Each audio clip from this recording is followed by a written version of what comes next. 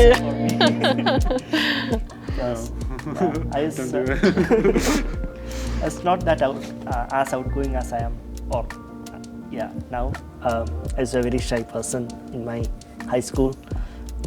So putting me out there since my grade 11, I was away from my family, new cities, new provinces. So from 16 onwards, it was all being on your own, having that you're always a tourist in your own place. That's how I say myself. I'm a tourist in my own land or where you are. But that gives kind of a good experience, because tourists, as you know, they see things which the locals don't see. So you can appreciate a lot of things in a much deeper way if you have that perspective of a tourist. So be open to new experiences. That would be something which I would say to my younger self. Don't be afraid. Also say that, like I already mentioned, things may not work out always well, but that's okay. So don't be afraid of that. So that is definitely one thing I would say to my younger self. I'm not sure that I would have done differently, but definitely that is something which I knew throughout this journey. Probably won't follow that advice, but still gonna say it. Yeah. No, that's definitely good advice. On a more practical sense, like I would definitely get my visa earlier. That was a big problem for me. I guess I didn't do my research enough, but I had to fly to Ottawa to get my visa. I thought it was something you could apply online. No, you have to do it in person. So that was a last-minute trip, and then having to beg them to do it in one day. Oh wow. So don't do that. Crazy. For me, I feel like I'll tell myself or tell someone, don't take it too seriously. Be playful, be open, and then just like, you're just like one. I feel like Canada, they recently talked about like they're capping international student at 380,000 or 38,000? 380. Something around. I'm like, think about that. You're like, they're capping it. So that means that there are at least more than 380,000 international students here. You're not that special. You're like you're just a part of the system. Just trust the process. You'll be fine. Yeah, just chill. Yeah, you're not alone in this journey. Yeah. Yeah, some of the biggest lessons I gained from my experience abroad was the importance of transferring knowledge. Definitely, like you said, reaching out to people in upper grades or reaching out to some of the younger years, being that kind of pipeline of knowledge has been so important, because there's a lot of things that if someone hasn't done it before and you learn how to do it, then you're able to pass that down so that it's more accessible for people. Being abroad, a lot of it had to do with maybe knowing which bus lines or tram lines to use and where to go, or what the most efficient way to get places is, or like you said, what stores you need to go to. Having people to transfer that knowledge to you is so important. And so that was one of my biggest lessons and takeaways from my experience abroad, was reaching out for people, and then now having acquired that knowledge, it's important that I don't just like keep it to myself, but share it with other people as well. Yeah, I think for me, it's to find the resources. Because what I said, in China, the teachers will tell you all the things, even in the university, the instructors will just curve you to make all the people pass. But like in Canada or like in West countries, it's not the same thing. Like professors just told the class, you need to do by yourself. There are no people told you like, oh, you need to do your homework. Oh, you need to do the review.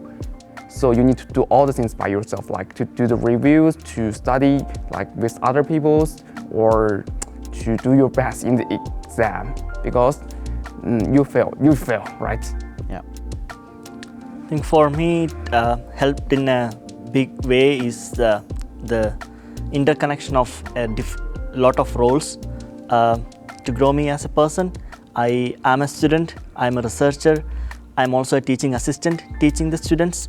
I have to take care of myself, everything, so, and the finance part, so surviving myself. A lot of this interconnection really helped me to be open to new challenges, new experiences, and I always keep in mind that you never know what the other person is going through, because I deal with because I teach first year students or second students, so they may have been going through a lot of struggles or their own stories which we may not have experienced. So having and also connect with a lot of other students in the U of A, that really one big lesson I would say is to help myself open up as a person, open up to new experiences, having that understanding. I think that really helped.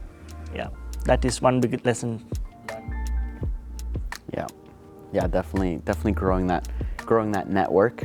Yeah, interconnectedness is a huge one. Yeah, like for me, I think it's to not like only to look the QS level rank, because some like universities have like stronger at some places and some is like have the shorter, and look at the tuition fee. Yeah, because at the first time I got the offers for the UBC, but why I choose UA because it's cheaper. It's a lot of cheaper. Just do your best. Yeah, doing it. My biggest piece of advice for people who are curious for studying abroad would definitely be just to do it, just to go out and do it.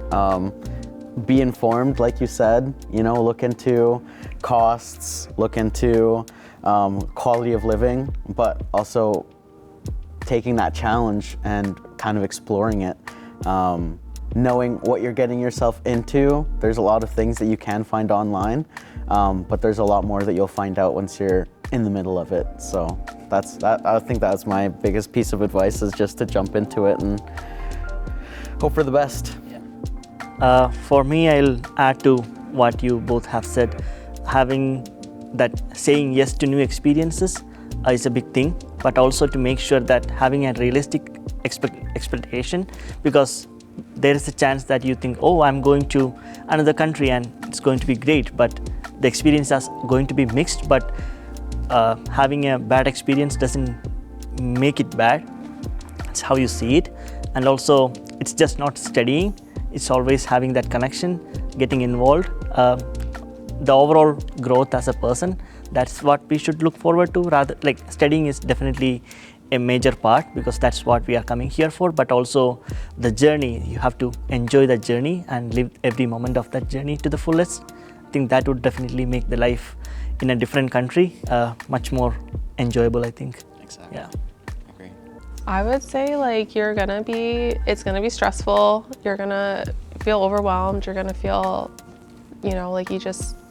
like it's just such a big hurdle to get over, but you just have to push through it for your self-growth, just for your life experience, for a story to tell down the road, even though it's very scary to just like be away from your family, be away from your comforts. You really just have to I remember like at the airport, like at the Edmonton airport, I literally almost lost, I had a connecting flight from Edmonton to Calgary, and I missed my connecting flight.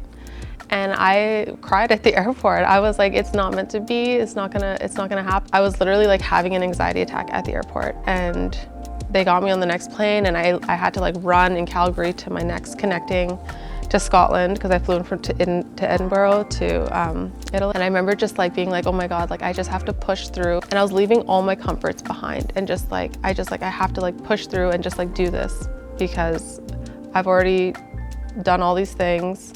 I've, made all these plans, and now I just have to commit to them. Even though so much of me didn't want to. Mm-hmm. And I was like, taking these little things as missing my flight was like a sign. I was like, oh my God, it's not meant to be. Yeah. I just have to stay here.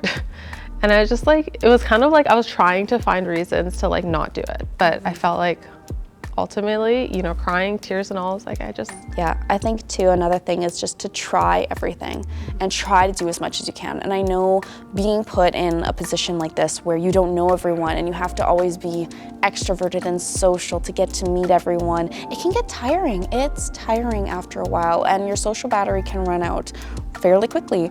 And even though it is going to start to run out on you, it's good to like keep pushing through that and keep going out and visiting with people and keep going and doing things, because like when you look back at it, then it's really good to be like, yeah, I went and did this, I went and did that. I made these friendships instead of, oh, I stayed in my dorm because I was tired of socializing and meeting people. And of course too, it's important to have that balance.